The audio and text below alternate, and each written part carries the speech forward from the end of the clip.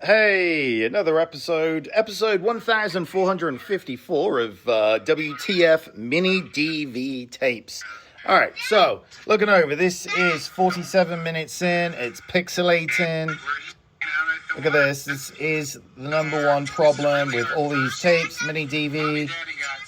Just pixelation, all these bars. This is coming from, dirty heads.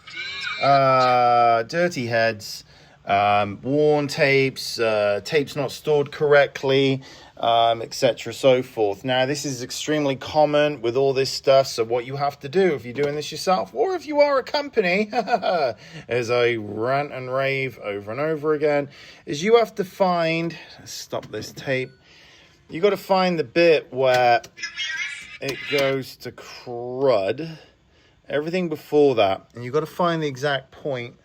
Look at this. This one just went. Oh. Yeah.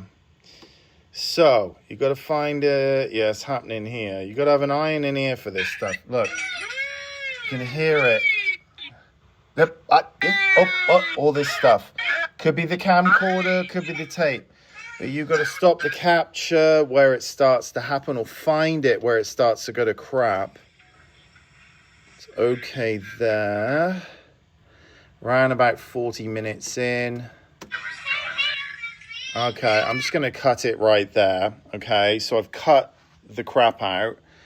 Now you've got to rewind and cue this tape back up and find the bit where it went to crap. But you've got to... Here's Birdie Boy waiting for me to leave. About to leave, and then up. Not so fast. He's like got his ball ready, so you've got to get your cleaning tape out. And these aren't cheap, and this does not guarantee it's going to clear up the situation. Could be the tape, it could be the player, it could be more than just a simple cleaning. It could be a serious clogged head, non-stop. You got to run this for about 15 seconds, sometimes multiple times over. And I'm going to spare